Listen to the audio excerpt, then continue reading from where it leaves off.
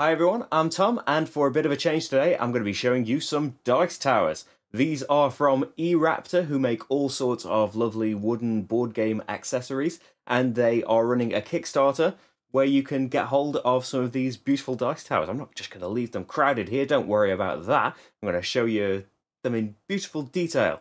So stick around if you want to see how these work, because yeah, some of them get more and more intricate, and it's beautiful. So, first dice tower. Okay, so first up we've got the Dragon Dice Tower, and try to find some thematically appropriate dice for each game. Some attempts have gone better than others. So this is a more conventional dice tower, but with quite a nice elaborate dragon design on either side. And if you're here to see dice go through dice towers, I've got you covered. These are from Roleplayer. One got there early. So there you go. Works beautifully. The dice go through the dice tower.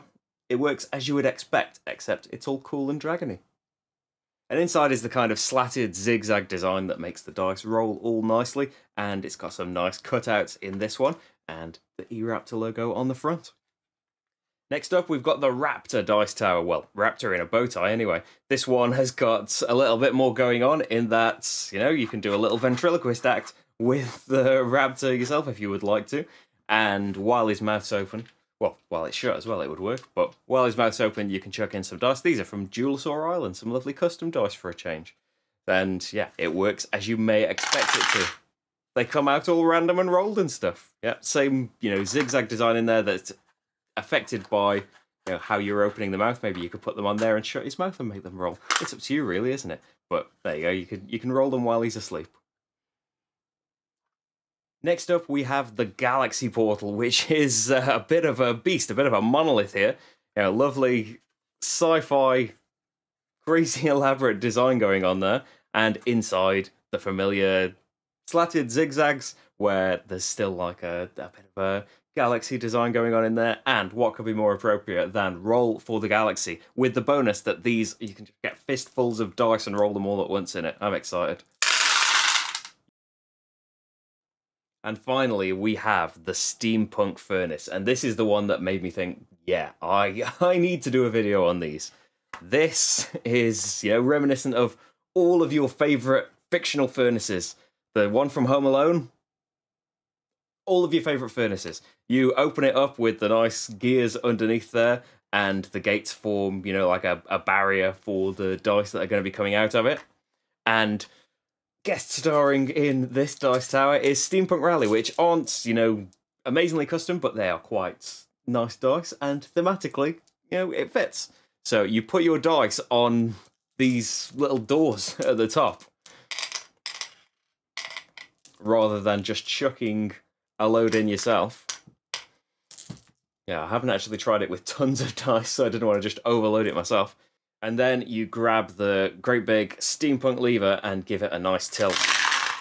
And your dice are all beautifully rolled. Inside, of course, it is the familiar dice tower thing. It's just got the added toy factor, the added tactility of a beautiful hulking great lever. And if you can do some modification to this to make it do a nice steampunky sound effect, some hissing and things as it goes, it's surely going to be amazing, right? So if you're here for what I think of them, I think they're amazing. Now, I'm not really a dice tower person in particular. When I started board gaming, I had a few. In fact, my first one was an eRaptor one, a much more basic one. I think it was just a castle, just an unpainted wooden castle.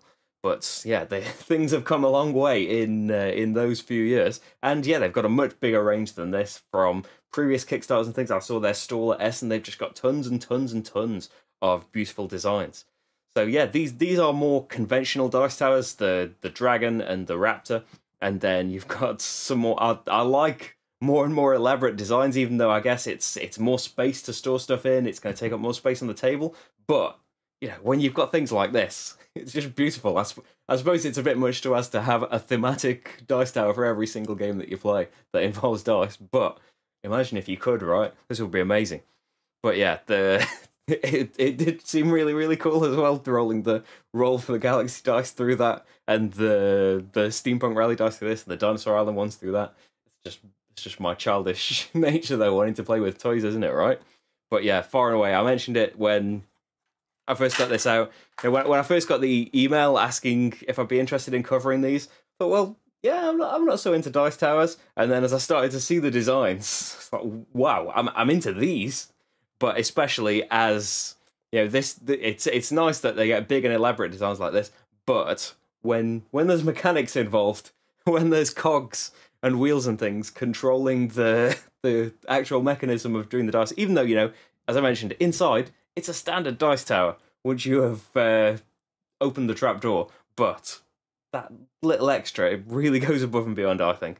The one thing I would say with this, it would be nice if there was a little switch or maybe a little handle on the wheels, even though, you just kind of tuck in there and move the cog yourself. That would be a nice little extra thing, but as it is, I think they're beautiful designs. They were fairly easy to put together, as you might expect. The more elaborate and involved they got, the harder they were to put together. But still, it didn't take that long. I think this one took about half an hour at the most, and it's it points to the punch boards where you need the specific pieces from, and gives you step-by-step instructions of how to put them together. And as you might expect, these ones are quite easy. Just get the slats, attach them to one side, put the other side on. So yeah, the link to the Kickstarter page will be in the description and up on the screen at various points, I would imagine. This is happening before any of those graphics, would you imagine? So yeah, you can go over there and check out the campaign page and see if you would be interested in backing it and getting hold of some of these dice towers for yourself. And if you'd like to see playthroughs of games, if you'd like to see these dice rolled, maybe not in these dice towers, because I didn't have it when I did the roleplayer one, and these haven't been done yet. They'll get done eventually. Of course they will. Yeah, there's hundreds of playthroughs on this channel. You can subscribe and like and things for that. You know the drill, don't you, really? I don't need to tell you. Anyway, thanks for watching, and I'll see you for the next game. Bye.